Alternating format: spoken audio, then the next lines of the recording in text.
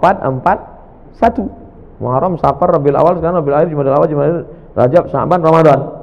Apakah itu akan terjadi seperti yang ada di hadis itu? Rabbana ya Rabbana, Rabbana ya Rabbana, Rabbana ya Rabbana, Rabbana ya Rabbana, Rabbana ya Rabbana.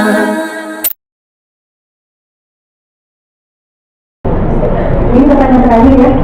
Kalau nanti akan terjadi hari Jumat pertengahan Ramadan, maka nanti akan begini-begini terjadi. Setelah dihitung-hitung, ternyata pertengahan Ramadan yang ada Jumatnya itu nanti di Ramadan 1441. Muharram, Safar, Rabiul Awal, sekarang Rabiul Akhir, Jumadil Awal, Jumadil Rajab, Sya'ban, Ramadan. Apakah itu akan terjadi seperti yang ada di hadis itu? Wallahu a'lam bissawab. Mana kita tahu, dia belum terjadi. Tapi kita bersiap-siap perlu.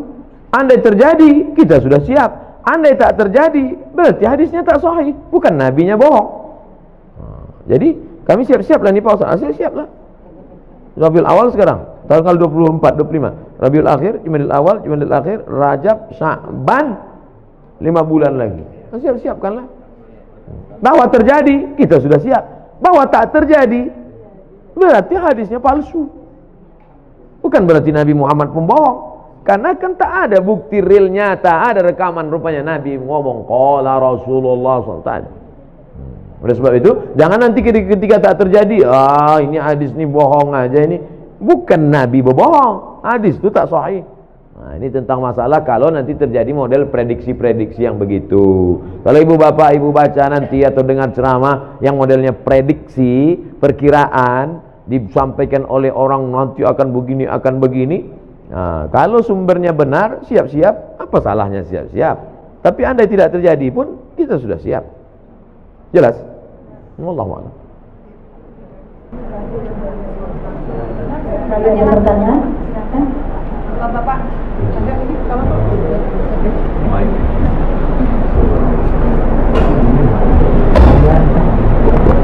Assalamualaikum warahmatullahi wabarakatuh. Waalaikumsalam warahmatullahi wabarakatuh. Bagaimana hukumnya jika kita takziah sedangkan almarhum itu orang lain, apakah pahala sampai kepada almarhum? Waalaikumsalam warahmatullahi wabarakatuh. Kata Nabi, kalau kau lewat di makam Baqi di samping Masjid Nabawi, keluar masuk dari pintu Babus Salam, laki-laki keluarnya tembus itu lurus, nama pintunya Babul Baqi, pemakaman Baqi. Kalau lewat di Baqi, ucapkanlah salam, assalamualaikum ya ala diyar minal mu'minin wa inna insyaallah bikum lahiqun yarhamullah al-mustaqimin wal mustaqirin nas'alullah lana wa lakumul afiyah. Kalau dibacakan doa itu sampai tak pada orang di Baqi itu? Ada hubungan kita sama orang Baqi itu? Mana ada? Dia Arab, kita Arab cemas. Kita Arab maklum. Itu menunjukkan bahwa doa orang Islam sampai. Maka jangan ragu, tahlil, takziah sampai pada orang mati. Sampai. Tapi ini Pak Ustaz, hadis. Iza matal insan, kalau manusia mati, inqata'a amalnya putus. Kecuali 3. Waladun salihun, ilmun yuntafa'u bih, shadaqatun jariyah. Ini orang tak paham hadis. Abdul Somad kalau mati, amal Abdul Somad ini putus. Bukan amal bapak ibu putus ke saya. Amal bapak ke saya putus apa tidak? Tidak, Bu. Kalau putus amal bapak, macam mana ada sholat jenazah? Sholat jenazah itu amal saya apa amal bapak? Amal ibu bapak. Saya udah mati udah. Tapi amal saya dulu ada 3 yang tetap mengalir. Yang pertama, Abdul Somad ceramah-ceramah diamalkan oleh jamaah, mengalir.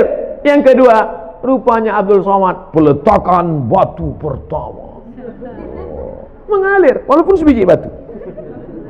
Apalagi yang satu sasmen. Yang ketiga, anak Abdul Somad, Mizian Hazik Abdillah, berdoa dia di tengah malam, mengalir. Bukan maknanya amal orang lain tak mengalir. Amal saya putus kecuali 3, tapi amal orang tetap mengalir. Jadi jangan ragu tentang ini. Apa saja yang mengalir itu Pak Ustaz? Bacaan Quran mengalir. Mana dalilnya?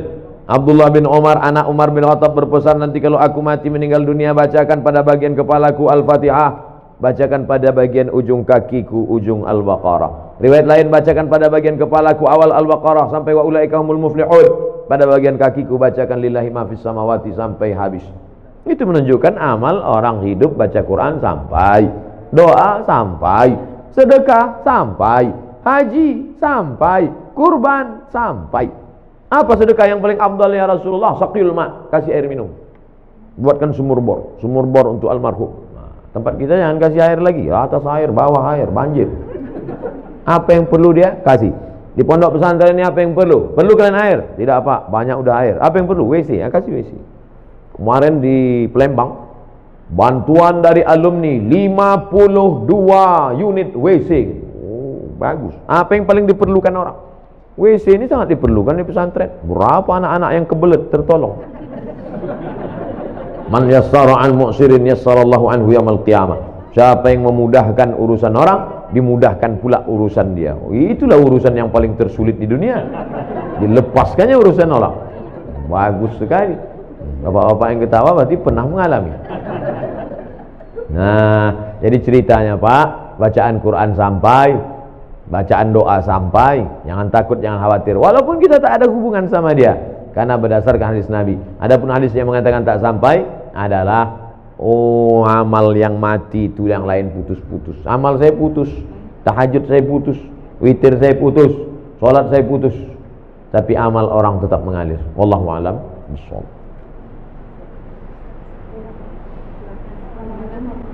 Waalaikumsalam. Tadi amal yang tidak putus ada 3. Kemudian amal doa anak yang soleh. Apakah itu masih anak yang kandung? Atau doa anak yang yatim yang Ibu kalau mendoakan saya, sampai tak doa ibu saya? Sampai. Kita tak ada hubungan. Bapak kalau mendoakan saya sampai atau tidak? Sampai, tak ada hubungan. Makna anak soleh itu bukan membatasi hanya doa dia yang sampai. Makna doa anak soleh itu artinya amal Abdul Somad ada 3 yang tetap mengalir. Ceramah Abdul Somad ini amal dia apa tidak ini? Amal. Kalau Abdul Somad ngasih semen, ngasih batu bata, itu amalnya apa tidak? Amal. Anak Abdul Somad itu anaknya itu amalnya apa tidak? Kalau anak itu bukan amal saya tengok aja bini saya, mungkin lahir anak saya itu. Nah, begitu kasarnya, mohon maaf, beri maaf. Jadi makna anak tadi jangan diragukan. Ustaz, kami ini tak punya anak, cuma anak angkat. Mengalir. Anak tiri, mengalir. Anak orang, mengalir. Mengalir. Jangan takut tentang masalah. Yang tak punya anak, jangan takut. Anak asuh, anak yatim. Makna hadis itu mengatakan anak soleh artinya amal kita nih putus, tapi ada 3 amal kita. Sedekah itu amal kita, anak itu pun amal kita, dan ilmu yang kita ajarkan itu pun amal kita. Bisa dipahami? Insyaallah. Wallahu a'lam.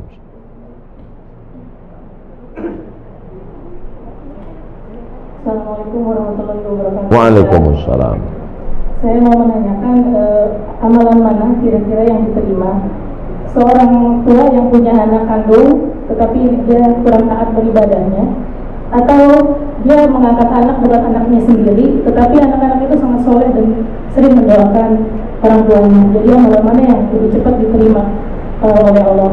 Itu yang pertama. Dan yang kedua, saya mohon supaya Ustaz dan jemaah yang ada di sini nanti itu mendoakan untuk kesembuhan saya. Nanti di akhir majlis kita doa semua untuk kesehatan, untuk husnul khatimah, untuk anak-anak kita dijaga dari narkoba. Nanti di akhir majlis. Punya anak kandung, kerjanya minum khamar, sakau, mabuk. Ada anak angkat, orangnya soleh. Kedua-duanya ini berdoa. Mana doanya yang lebih dulu sampai? Illallazina amanu wa amilus shalihat.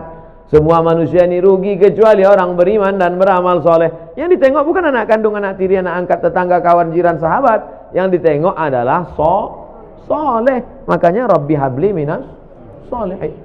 Jangan takut tidak punya anak, tak ada yang mendoakan.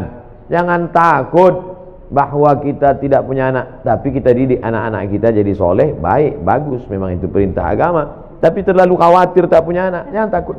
Nah, oleh sebab itu maka doa sampai, doa kawan sampai. Itu makanya kita suruh dekat-dekat dengan orang-orang soleh, berjamaah. Meninggal kita, saya insya Allah kalau mati jamaah di Surama ini banyak mendoakan. Tak ada pun doa dari tetangga, sahabat, kerabat, doa dari jamaah banyak doakan. Yang penting hablum minan nasnya baik, hablum minallah baik. Maka syarat dikabulkannya doa amanu wa amilus sholihat, beriman dan beramal soleh. Wallahu a'lam.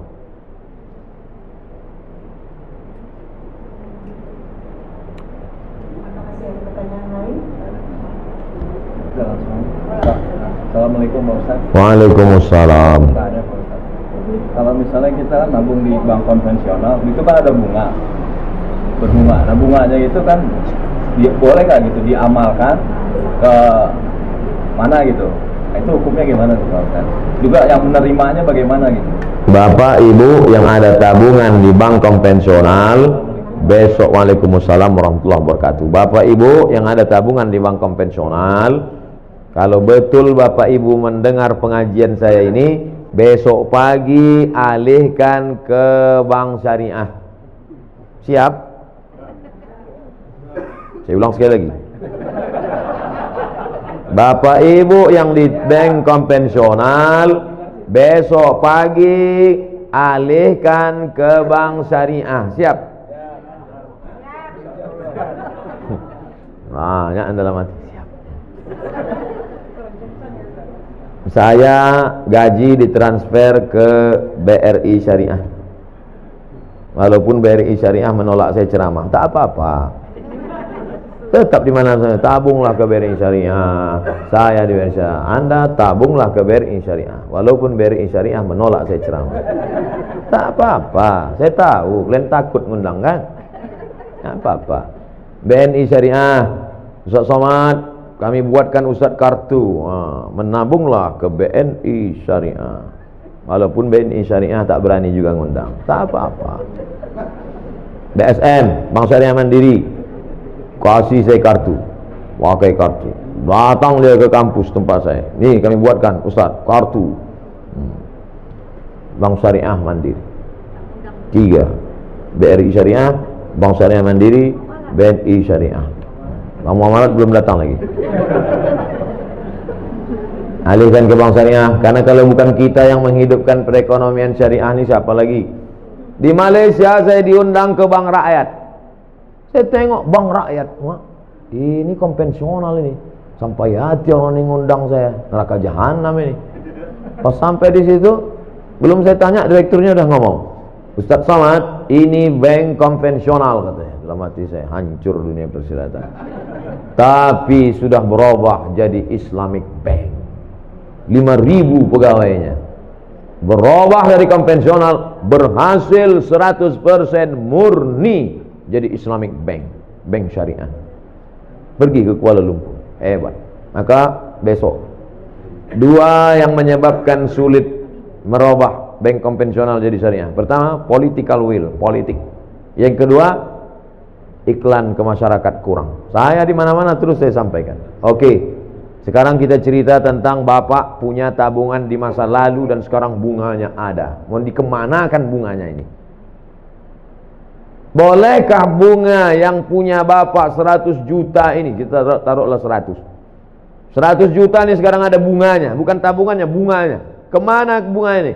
Kata Syekh Yusuf Al-Qardawi, nama kitabnya Fatawa Mu'asirah, sudah dicetak oleh Gema Insani Press Jakarta. Judulnya Fatwa-Fatwa Kontemporer Yusuf Qardawi. Diserahkan ke lembaga yang dinikmati orang banyak, masalih ammah. Masjid, panti jompo, panti yatim, sekolah Islamic boarding school, serahkan. Bapak yang ada tabungan-tabung di konvensional, duit hasilnya itu riba, jangan kasih ke anak, jangan kasih makan ke rumah, serahkan ke lembaga yang dinikmati orang banyak. Ini jangan Ustaz Somad ini ceramah gini, nanti ujung-ujungnya kemana Pak Ustaz? Ke saya. Saya sampai sekarang tak pernah kepentingan pribadi saya serahkan ke lembaga-lembaga yang banyak dinikmati orang banyak.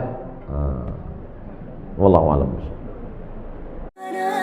ربنا يا ربنا ربنا يا ربنا ربنا يا ربنا ربنا يا ربنا ربنا يا ربنا